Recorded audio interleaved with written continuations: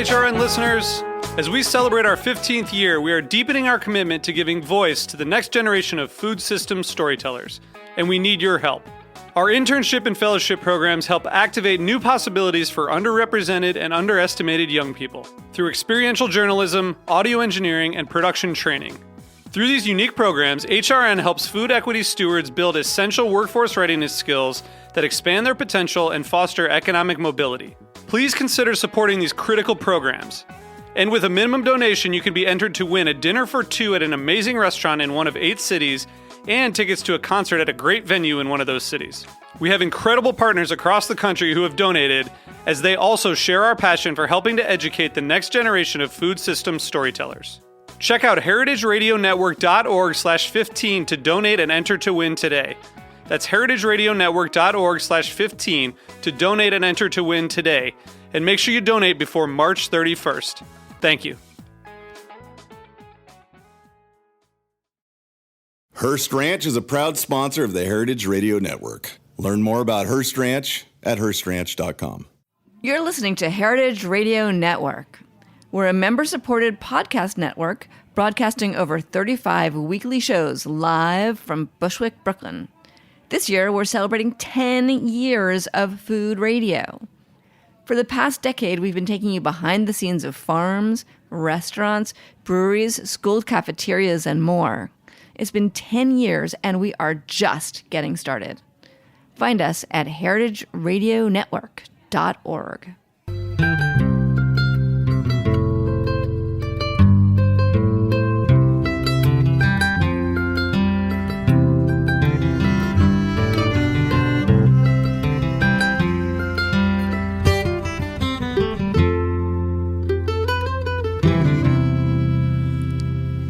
All right, hello. This is Lisa Held coming to you live from Full Service Radio at the Line Hotel in Adams Morgan, Washington, D.C. And you're listening to The Farm Report, a Heritage Radio Network show about the people, processes, and policies that shape how food is produced today. Today we're going to be talking about pesticides, substances that play a huge role in our agricultural system and impact farmers, farm workers, eaters, the environment, in really complex, important ways. My guest is Eric Olson, an attorney and the Senior Director of Health and Food at the NRDC, who works specifically on agriculture and pesticides, among many other things. Eric, thanks for joining me. Well, thanks so much for having me. I was reading your list of topics that you cover at NRDC, and it was a pretty long list. Well, we have a pretty broad program in our health and food program, so it includes pesticides and agricultural issues, but we also work on drinking water and more broadly on toxic chemicals and food issues. So certainly a big piece of what we try to do is protect the public and protect the environment from toxic chemicals like pesticides, but we have a broader portfolio than that. Right. And you've been working on issues related to pesticides for a very long time, is that right? That's right. I actually started my career as a lowly first-line staff person at EPA when I was still in college in the pesticide office. So that was many years ago. What did that job look like? Well, it was interesting because it was so many years ago that EPA had only been created less than 10 years before I started there. And it had the pesticide office actually originally was part of the Department of Agriculture. And a lot of the staff initially at the pesticide office came from the U.S. Department of Agriculture, which may explain a lot because there is a lot of sort of agricultural DNA at EPA's pesticide office. It's long been sort of a friend of the agrochemical industry and of agribusiness. Right. That's interesting. I didn't realize that they moved it. Do you know what the impetus was for, like, how did they actually end up moving it to EPA? Well, it's actually when EPA was created by President Nixon in 1970, they transferred functions from the U.S. Department of Agriculture to the newly created EPA. Got it. And parts of EPA were created from other agencies too. Got it. Okay. So I invited you on because it seems like lately there are just a lot of pesticides that have been in the news. chlorpyrifos, glyphosate, dicamba. Actually, am I saying that one right? Dicamba. Dicamba. See, I knew I was going to. Before the show started, we were talking about chlorpyrifos and how that one is tricky to say. I definitely think a lot of the pesticides, the companies must make the names complex and hard to pronounce just so that it's harder for people to talk about them. I swear, Well, it's like taking an organic chemistry class when you look at the names of a lot of the pesticides. So Right. a lot of them have these trade names, like chlorpyrifos is called Dursban or Lorsban if you go into the agrochemical store to buy it. So they don't usually call them by the long chemical name. Right, like glyphosate is Roundup. And actually dicamba, I was prepping for this episode, I saw the commercial name for that, which was it Extend? Or, Yes. Yeah, that one I hadn't seen the actual commercial name. I was surprised. Okay, so let's start with chlorpyrifos. First of all, what is it? If listeners haven't heard of it, can you just explain what it's used for in farming? Well, chlorpyrifos, it's a very toxic chemical. It's called an organophosphate. It was derived from the same chemistry that was used by the Nazis actually during World War II as a toxic nerve gas. Chlorpyrifos itself was not used that way, but this whole family of chemicals was developed in order for that. And it actually poisons people in a lot of the same ways that it poisons bugs. So it interferes with your nervous system. And what we know is that even though it's one of the most widely used insecticides in the United States, we now know that it's quite poisonous, especially to young children, to their developing brain. So many studies have been done, including at Columbia University School of Public Health, where they tracked moms that had been exposed to this chemical called chlorpyrifos. And often it was being sprayed indoors in like public housing and in apartment buildings to kill cockroaches and other insects. Right. And unfortunately, moms and the young kids were getting exposed. So they actually tracked what the impacts of that chemical were on the brains of developing kids. And they saw a lot of the same kinds of effects as lead poisoning. So things like IQ loss, things like interference with how the kids behaved, all sorts of learning problems that developed as a result of it. And now that study has been tracked for years and repeated in other locations. So we know it's quite dangerous to the developing brain of young children. Right. And I mean, it seems like this one in particular, there's a lot of consensus in the scientific community about its danger, especially for children. But can you talk a little bit more about, I'm curious, the study you mentioned is looking at if the children are exposed to the pesticide in, the actual chemical in their housing as opposed to like trace amounts in food. Is there research also on how the human body is affected by ingesting it? There definitely is.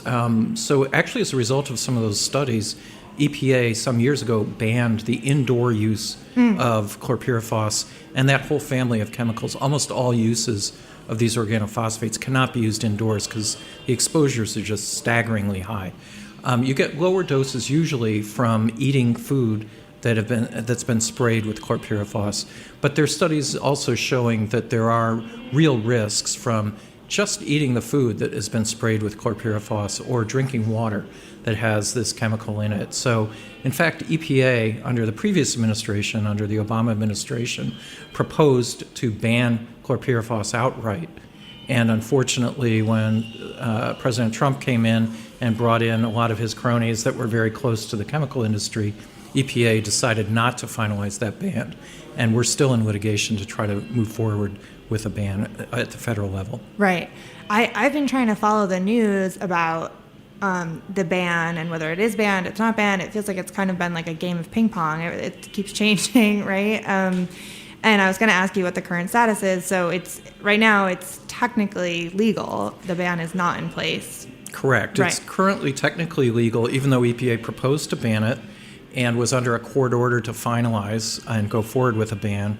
EPA appealed it and has used every possible legal way to delay any action on it. And the latest decision they made a few months ago was that they weren't going to finalize the ban, so that's in court now, back in court after repeated pieces of litigation that I won't bore you to tears with, but it's been going on for years now. We petitioned years ago to ban this stuff from agriculture, and EPA has now twice proposed to ban it, and unfortunately, EPA now is really dragging its feet and not finalizing that ban.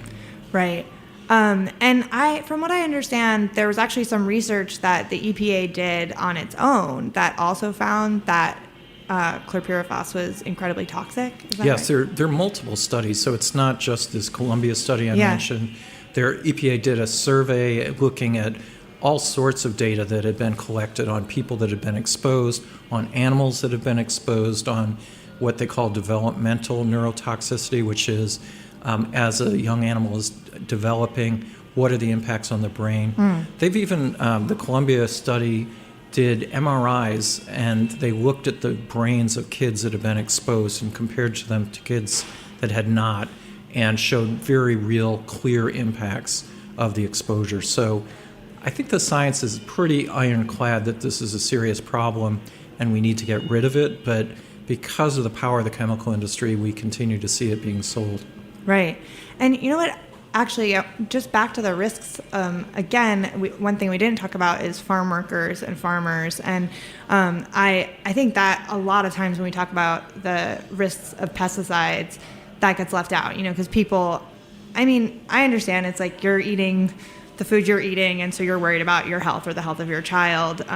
But I would imagine if children that were exposed to the spray indoors were getting very sick from it, that farm workers would be sort of on the front lines of exposure. Absolutely. The farm workers are very heavily exposed, and their families often. Unfortunately, in some cases, farm workers are forced to bring their children out into the fields or right next to the fields, and they are regularly dosed with high levels of pesticides like chlorpyrifos and others. And farm workers often are really the canaries in the coal mine. They're the ones that are the most heavily exposed. They're often the most likely to be poisoned with acute poisoning.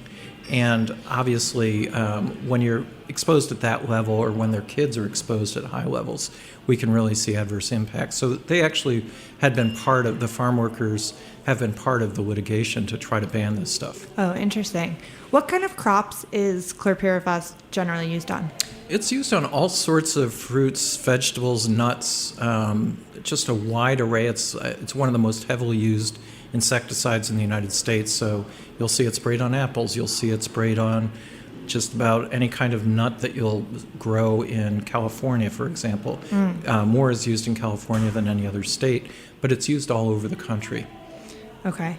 So you were involved in this lawsuit against EPA over not enforcing the ban, or not implementing the ban, I guess, because they technically overturned it, right? And I also saw several states were suing the EPA over it. Is that a separate lawsuit, or That's is it? right. Yeah. Yeah. So there are several states that have also sued to try to ban chlorpyrifos. So New York and California, for example, are part of this. We've been working closely with states to try to move forward. So some states are actually starting to take action themselves, including California, New York, Hawaii, and others are looking at moving forward with bans. So we can talk about that more. But I think the bottom line is that now that the federal government really has left a vacuum, they're not fixing this problem, states are feeling like they have to step in. Right. And in terms of the lawsuit, like what's the status? What can we expect to see happen? Well, I won't go through all the procedure, but basically what's happened is the court repeatedly told EPA they need to move forward with a ban. They started setting repeated deadlines for EPA to do that, and EPA kept trying to evade basically what the court was telling them to do, appealing and so on. So the latest iteration is that EPA finally said, no, we're not going to ban this stuff. And so that is a final decision. We are now in litigation challenging that decision not to ban it. Okay. And so there's no sense of how long that will take? It could take a year or longer. Yeah. Okay. And I am really interested in the idea of state level action. I wrote a story a while back about Hawaii when they passed the ban. And is Hawaii still the only state that has it in place and others are just in the works? Is that right? Or Well, Hawaii has adopted it, but it's not actually enforceable quite yet. Not till like 2022? Right. Okay. So it'll be a couple of years before it's actually enforceable. Right now in New York, the state legislature has passed a ban. It's been sitting now for a couple months on the governor's desk. And we are hoping that Governor Cuomo will sign the legislation to ban it. Right. We're puzzled as to why he has not signed it.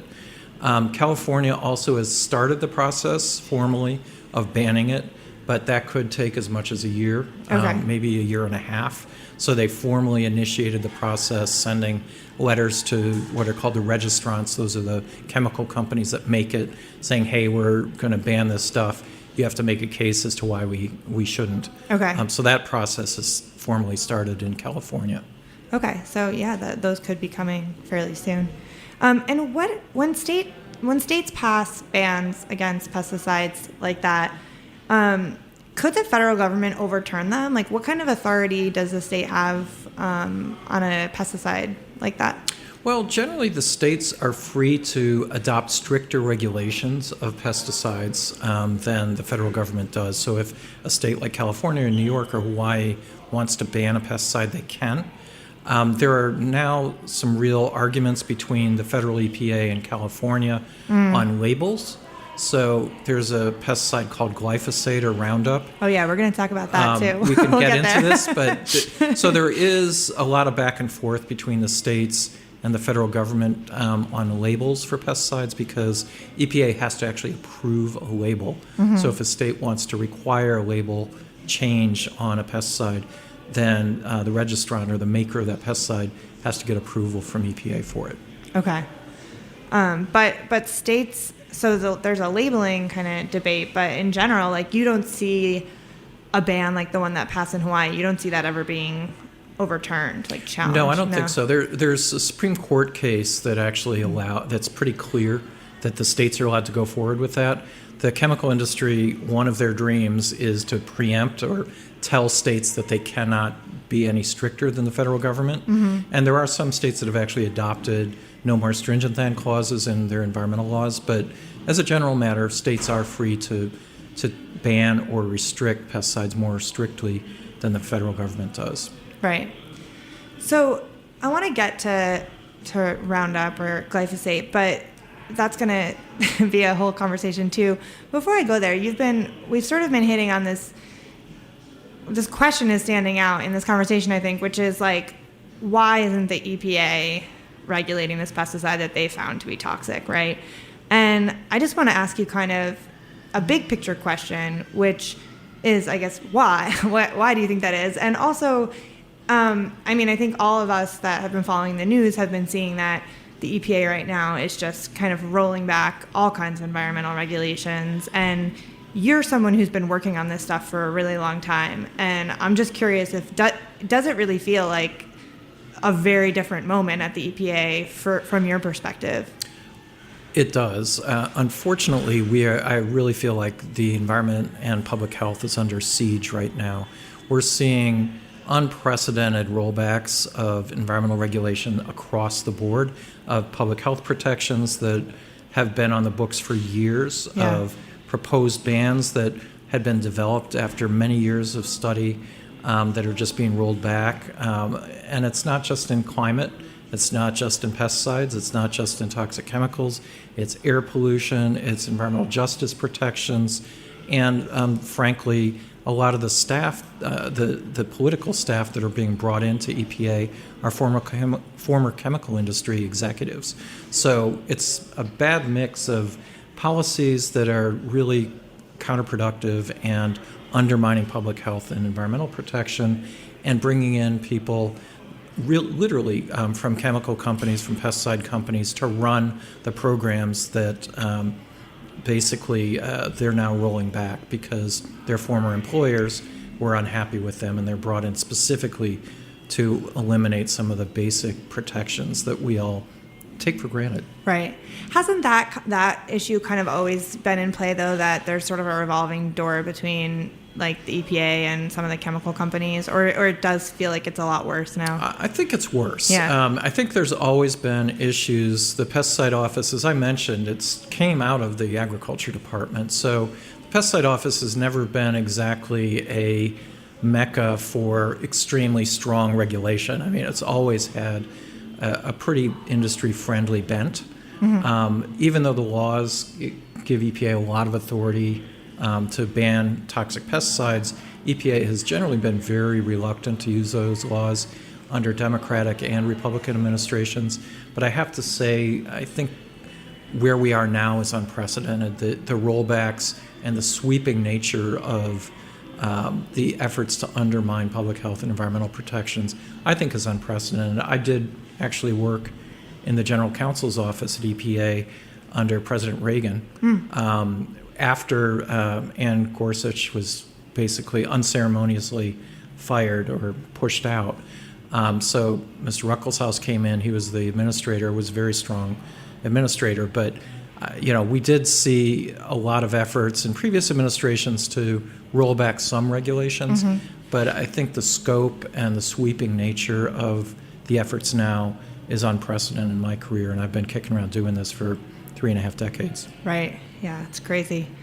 All right, well, we're going to take a quick break. When we come back, we will get to that conversation about Roundup and more with Eric from the NRDC. Hearst Ranch is a proud sponsor of the Heritage Radio Network. The Hearst family has been raising cattle on the rich, sustainable native grasslands of California's Central Coast for over 150 years. Piedra Blanca Rancho in San Simeon is the original Hearst Ranch, founded by George Hearst in 1865. George's son was the famous publisher William Randolph Hearst. In addition to being known for building the iconic Hearst Castle, William was, like his father before him, an avid rancher. In his words, "I would rather spend a month at the ranch than any place in the world." Thanks to one of the largest land conservation easements in California history, a joint effort with the California Rangeland Trust, the American Land Conservancy, and the state of California, the working landscape at Hearst Ranch will be preserved forever. Learn more about Hearst Ranch at HearstRanch.com. Are you enjoying this podcast? Heritage Radio Network has plenty more. My name is Dana Cowan, and I'm the host of Speaking Broadly here on HRN. Every week, I conduct intimate interviews with the brilliant, powerful women in the food world. We discuss their lives, their careers, and the ways in which they navigate the world at large. You can find Speaking Broadly wherever you listen to podcasts and on heritageradionetwork.org. All right, we're back. This is Lisa Held. You're listening to The Farm Report. And I'm here with Eric Olson from the NRDC. We're talking about pesticides. We spent a lot of the show before the break talking about chlorpyrifos. And this is the part of the show where we normally do Farm Bill 5. This is a new segment that I introduced with a lot of fanfare just a few episodes ago. And then I got really busy this week, and I did not prepare a section of the Farm Bill for you to read, Eric. So I'm very sorry. I'm really disappointed. You won't be able to. I'll tell you, it would normally start with something like Section 321A, period, quote, something like that. However, I don't want to totally ignore the Farm Bill, so I thought I would just kind of give you a quick question, if you're up for it. What's something about the Farm Bill that relates to the work that you do that you think a lot of people misunderstand?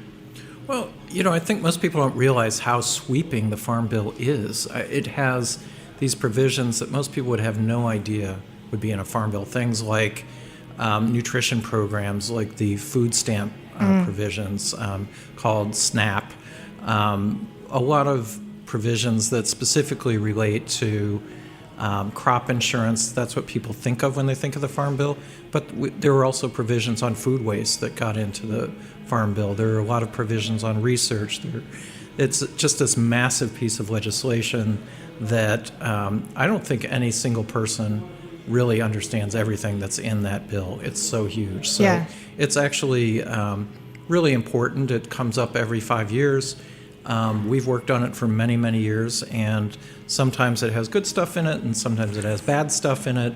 It's usually a mix. Right. And, last time around, the House passed a horrific bill that was incredibly partisan and destructive.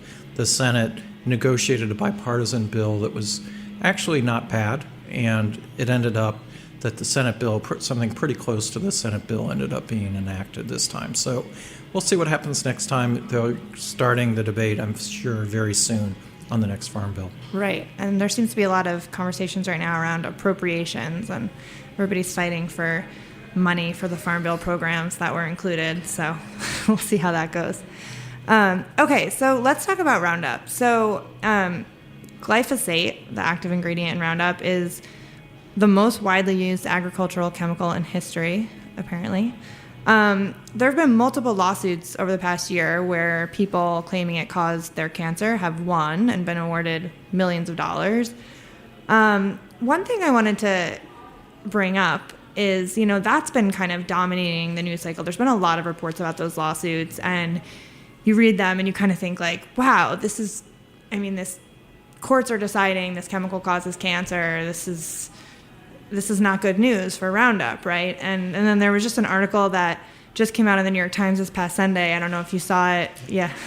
It's basically, courts are finding Roundup causes cancer, but it's not going to affect the market. Farmers are going to keep using it no matter what. And I want to get your take on that. One thing I want to say before that is, the first thing it made me think is, like, when we talk about pesticides, I want to be really careful not to make it a conversation where it sounds like, oh, farmers are the enemy because they're spraying this stuff. And, I've talked to so many farmers who talk about how in the 70s, when pesticides like Roundup were finally available, it felt like a godsend. They had seen their parents doing the backbreaking work of farming, and they were like, oh my gosh, this is going to make my job easier, and I'm going to be able to make money. And it felt like a really valuable tool. And then there's sort of this system that you get locked into, right? Where it's not just a matter of you either use it or you don't. If you're buying the Roundup Ready seeds and you're spraying Roundup, you get on this kind of treadmill, and it's just not easy, I think, to make a different choice. So I think the system is a really big problem. But I guess my question is, do you think Roundup will go anywhere, even with these lawsuits? Like, do you agree with the premise of the article? Like, is it just going to kind of stick around forever and because of this entrenched system? I think the short answer is to be determined. The fact that we're seeing hundreds of millions of dollars in verdicts come in against Bayer, which is the owner now of Roundup, at some point that's going to start hurting the pocketbook, and at some point it's entirely possible that there will be regulatory action and that the verdicts start mounting so much. There are literally hundreds and hundreds of these lawsuits that are pending. So at some point, I think it could have an impact. We just don't know for sure how long it'll take. Right. But I agree with you that there is sort of a systematic problem that we have. I have farmers in my family. You do need to make a real commitment to avoid falling into the trap of this treadmill, as you called it, of having Roundup Ready corn and soybeans, which over 90% of the corn and soybeans sold now are. And now we're starting to see resistance of some of the weeds to Roundup. So they're starting to combine Roundup either with dicamba or with 2,4-D, another pesticide that's we are very concerned about, 2,4-D. It's like this arms race between the pesticides and the weeds always over time are going to win.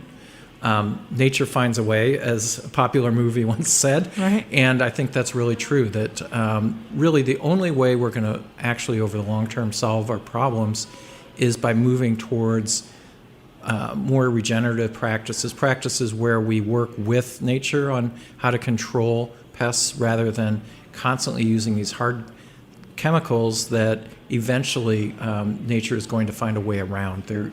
Nature always figures out a way to avoid or to become resistant to these chemicals over time. So I think, if this interview were held 50 years from now, I think probably what will have happened is a lot of farmers will have shifted to other methods of farming that will rely less on these hard chemicals, fighting against nature, and figuring out ways to work with nature. Organic farming, I think, is the fastest growing area of agriculture right now. Right. And that's because people want it. And it's also because actually over time, moving in that direction, farming is going to be more effective and less affected by things like climate change Right. and by the pest infestations and all of the other problems that come with a monocultural system that is strictly based on use of pesticides and industrial fertilizers. Right. And actually, can you talk a little bit about, I mentioned that the lawsuits related to Roundup are around health risks, which the higher risk of cancer. But what are some of the biggest environmental impacts related to Roundup? Well, we're very concerned about, for example, the monarch butterfly. So one of the you probably are aware of this, but there used to be, when I was a kid, this massive migration of monarchs up and down the East Coast. You would see large numbers of monarchs, and they would fly down to Mexico and reproduce, and then they'd come back up. And that monarch flyway has now decreased more than 90%. It's crazy. And one of the causes, we believe, is the very heavy use, more than a tenfold increase in glyphosate use. Glyphosate kills the one thing that monarchs absolutely have to have, which is milkweed. And milkweed often grows in between agricultural fields, for example, or in the ditches along roads, that kind of thing. And a lot of those are now being sprayed with Roundup, and that kills the milkweed. And unfortunately, monarchs need milkweed at a certain stage of their life in order to be able to live. And we're seeing this massive die-off of monarchs. And obviously, that's another canary in the coal mine, or the monarch, Right. is an indicator of the impact of some of these extremely widespread uses of glyphosate, that we're worried about the environmental impacts of that. Right. And monarchs are pollinators as well, right? They are. Yeah. And because, you talking about that made me think about bees. But most of the pesticides that are talked about in terms of potentially harming bees are more the neonicotinoids. Is that right? The neonicotinoids are one of the big sources of the bee, the die-off of bees. We're concerned about that a lot. Yeah. And actually, I didn't ask you about chlorpyrifos, about the environmental impacts of that pesticide. I think I saw that it's maybe particularly toxic to fish. It is. It's toxic. It attacks the nervous system of pretty much any animal. Okay. So it is very toxic. Certain species, it's more toxic than others. We're concerned about impacts on some endangered species. The basic problem is that this stuff is one of the hardest chemicals in terms of just it's like a sledgehammer, basically. It will kill lots of different things, not just the insects that it's being targeted to. So it kills a lot of non-target species, as people call it, including obviously being pretty toxic to kids. Right. And it must potentially get into waterways, which is probably where I'm getting that. I must have read something about it being toxic to fish because it leaches into waterways. Yeah. So, and that actually one of the reasons EPA proposed to ban it was it gets into water and people drink it, which is another reason that it's a real risk. Right. So before we wrap up, if people are listening and they're concerned about pesticides in agriculture, what can they do? Well, one thing they can certainly do is pressure and push their legislators to move forward on things like banning the most toxic chemicals like chlorpyrifos and get rid of things like some of these neonics that are very toxic to bees. But things like these organophosphates like chlorpyrifos, we really need to get rid of them. And we'd love to see Congress enact something that would ban them, since EPA is not going to do anything. So people can certainly talk to their legislators and ask their legislators to get rid of the most toxic insecticides and pesticides. And the other thing people can do is certainly they can change what they buy in the grocery store. So it does make a difference if you purchase organic. That is going to reduce the environmental footprint of what you're eating, and that's one way to vote with your wallet. Right. Actually, I'm thinking of more questions. I'm gonna keep going on a totally different tangent, but I said we were gonna wrap up, so I think let's just leave it there. That's such a great place to leave it on, where people can actually take some action. Thank you, Eric, for being here. I really appreciate it. My pleasure. Thanks so much for having me. Thank you all so much for listening to the Farm Report on Heritage Radio Network. If you enjoyed the conversation, please subscribe to the podcast, rate it, and share it. I'll see you next week. This program is powered by Simplecast. Thanks for listening to Heritage Radio Network, food radio supported by you. For our freshest content, subscribe to our newsletter. Enter your email at the bottom of our website, heritageradionetwork.org. Connect with us on Instagram and Twitter at heritage_radio. You can also find us at facebook.com/Heritage Radio Network. Heritage Radio Network is a nonprofit organization driving conversations to make the world a better, fairer, more delicious place. And we couldn't do it without support from listeners like you. Want to be a part of the food world's most innovative community? Subscribe to the shows you like, tell your friends, and please join the HRN family by becoming a member. Just click on the beating heart at the top right of our homepage. Thanks for listening.